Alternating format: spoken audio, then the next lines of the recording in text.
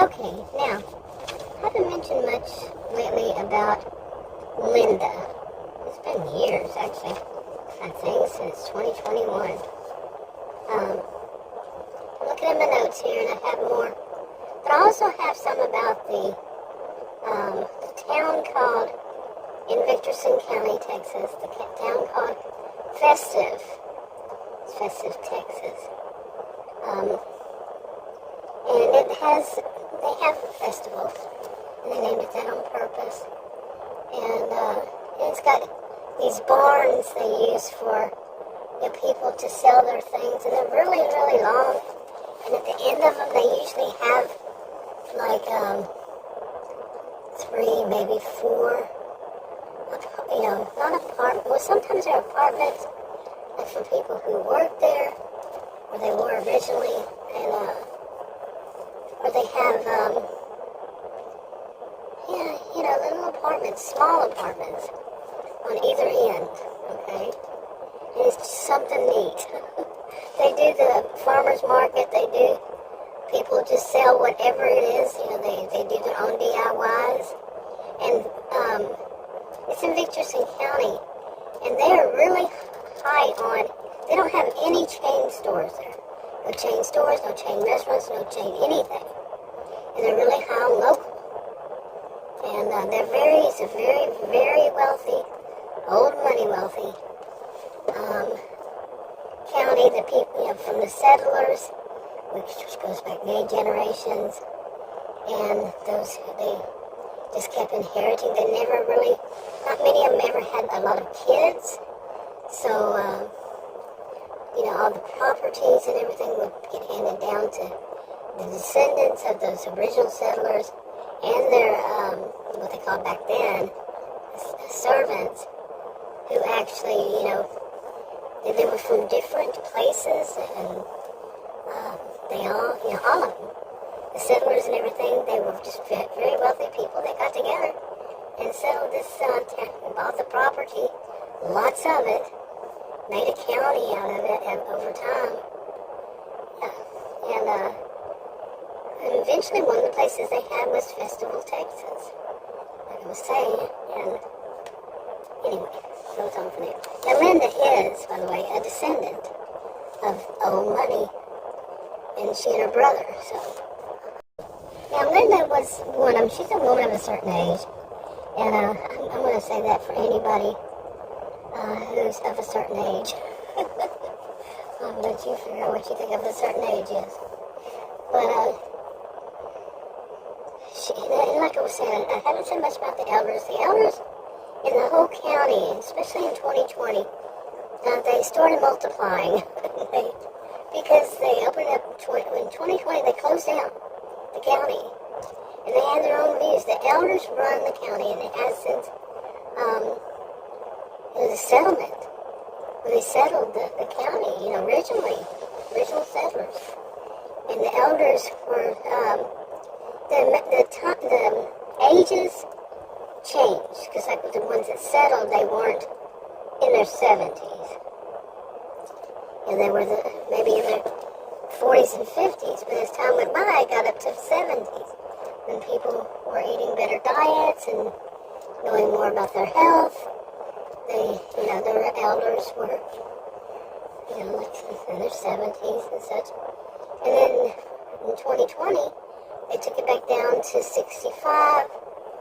Age 65, they could become elders, and they are elders, but they become elders of the county. And some of them even younger, depending on what was going on. And sometimes it was people who had disabilities, who couldn't work or whatever. But they basically stayed in barns. And in 2020, there was some, besides the lockdown of the county, and had rolling lockdowns, and so they could do all this. The elders were split up because of safety reasons. There was some weird cryptic things going on, cryptic messages, and people calling, just making threats against them. See, because the elders, like I said, they ran the county, traditional. It was part of their culture since the beginning. They were very wealthy. They knew, they were very smart people. people became elders and were putting whatever they needed to focus on because of their wisdom. And they had enough time to learn, process what they learned, experience, so forth, so on. And they were wise people, wisdom, males, females, alike. And not everybody had to, not everybody wanted to, but the people were okay with it because they know eventually they might get to, you see. And so anyway, now, like I said, during 2020 they divided up because of this, and they stayed in these big, huge farms. And we're not talking like little bitty tiny things. We're talking huge. And they had plenty of wings, and they had in the house, the homes, and it was just amazing. And eventually, the county would just, they did everything within the law. They kind of, flirted with, but they always did everything legally. And everybody had an option. People were free just like they are. But they kind of joke sometimes, especially more these years, that it's a parallel universe. It's a joke. But anyway, you could always say that they were a parallel universe. These two universes rubbed against one another by accident, and they swapped little patches of land across the Earth's, whatever. But, people, that's why I say more and more recently, because a lot of people talk about stuff like that anyway. But now to get to where I was on this one, these elders, where I'm going to be talking about in Festive, Texas, they're called the DEF elders. They live at the DEF farm. See, that's how they, a lot of these huge farms, that's what they did. They broke it up between ABC, DEF, and went on. One of them, which one? VW, yeah, it just has two. And then it goes to 1, 2, 3, 4, 5, 6, like that. I think 1, 2, 3, I'm not sure. One of them is, like I said, the county is very, very wealthy, but across from where they first settled, the original settlers, way on the other side of the county, they put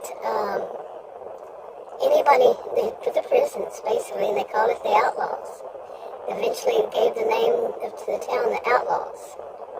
Seriously. And to this day, it stayed that, and the residents don't want to change it.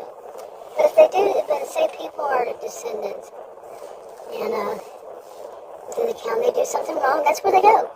They have a choice to go through the regular court system and all that, outside of it and all, inside of it, they have that choice.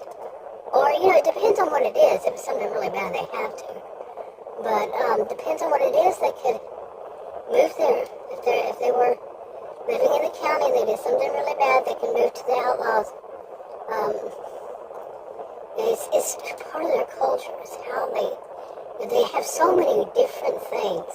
And nobody really outside of it, like I said, they do everything legal. And it's so wealthy, and they create so much wealth for themselves and outside of it. And people don't complain. Okay, the people that, nobody really wants to move there from other places because they hear so much about it. Not bad, they hear good, but they hear different. And a lot of people don't like different. Change is not the easiest for humans. Yeah, it's not. But anyway, so let's get back to the DEF elders. And what they do is they take care of Festive Texas. As far as the barns, the festivals and such like that. And also in that area they had, because in 2020 they locked down the county, they decided that they were going to make along the perimeter of the big, huge county, they were going to build houses, townhomes, condos, these kinds of things. And they were going to make the whole the whole county a gated community. Very wealthy. And what a wow, what a job. But, but also out there where the barns are, anybody was buying any of the barns or something, they were required, the ones who already had them, that were used for festivals, they had to have those apartments. And they had already a place out there for RVs for people who came in from like the big city, and they came in for the festivals. They could, stay there that with their RVs or whatever, and they just built onto it. And for workers, for people to do, construction workers that were going to take on this. And many of these people that did were descendants that had moved to like the big city or moved wherever. Many of them came back during 2020. They wanted to be where their property was, their inheritance, and they just knew that this was a really good thing. 2020, thinking 2020, that this was a good thing that they were doing, having those. They felt rolling lockdowns and such, and. So anyway, this is what happened, and Linda is one of them. I'm going to talk about Linda, and I'm going to talk about Ken. But Linda was one of them that she decided to come back. But Linda, let's get to Linda. Okay, this was mainly about the elders on purpose. Yeah. But Linda, she just, like I said, woman of a certain age, she bragged about living frugal. But she was, oh man, she could pinch a penny till it bled, and she just wasn't right about the way she felt about money. And she'd do things like she knew about the festivals and such. So she would go when she got closer to where, she didn't want to do, she was wealthy because she was descendant. And she didn't want to really do too much in the big city. She had all this money. And so what she would start doing was going to these stores, that would sell stuff for like $1 or something like that in the big city. She'd buy a bunch of this dollar stuff. She'd, like maybe some plaques or, whatever it was. And she'd just put some, what is it called? Glitter glue or something, whatever they call them. The glues with the glitter in them and shiny stuff like that. She just put some on there and maybe a little bow tie or something. Something on it. And she would sell them at the barns. She'd go there, like, whenever she had enough stock, she had she didn't care about money, okay? I mean, she did. She didn't have to worry about money. But she'd do stuff like that, and then she'd go and collect them all, and she had one of those vans, and put them in the van and go, not van, but, they're called vans. But she'd go to the festival and sell them in the barns for, like, she paid $1 and put some glitter glue and such on it. She sold them for $5. Because inside, like I said, they were all about local people, what they would make. Well, she was getting stuff from dollar stores. Okay, like I said. So eventually there was somebody else. There were young people, and they just who started, they inherited it or whatever. They started running those barns, and they said no. They said her stuff was not up to what they wanted. It was not what their mission was, or something like that. And she got really angry. Yeah, she got really angry. So, because she's used to getting things her way, the way she wants it. And nobody's, in a big city, she had a lot of money, and she was used to bossing people around. Well, she got really mad. And this was over time, and she wound up calling the DEF And she asked them about buying some barns for festivals and such. And one of them, they said yes, they do have those. But one of them had a house on it and it wasn't for sale. And the barns in the parking lot were for sale. And it was a reasonable cost. Now, she doesn't worry about money. I mean, she doesn't have to worry about money. And she has a brother, like I said. And whenever this 2020 came around, they wanted to, they all lived in the big city. They wanted to move back. Plus, they found out about some of their inheritance again. And so anyway, so she was thinking about it. She was going to talk over with her brother, see what he thought about it too. Anyway, the elder said there's some conditions. And one must be a farmer's market. Okay, that's okay for her. All must have attached apartment. And one fast food stall. Now their fast food is not going to be a chain fast food. Everything's mom and pop, that kind of stuff. Anything. And the grocery stores even. Yeah. Some of this was because of the expectations of people who were living in the RV people nearby. Okay, she didn't mind. And I put the descendants, I don't know what this was, the descendants generations ago didn't want to farm. They slowly stole off land, but not the house, in some land. Okay, that's descendants of that okay, they kept some of the land and the house. That's why the house was not for part of the sale. And one of the descendants was Ken, which just has one descendant now, Ken, wants to keep it going on some of the acres he sells at the farmer's market. Okay, because he just wants to be like he always has been. If he's a descendant, he's wealthy. Period. So he is a descendant. Okay, let's see.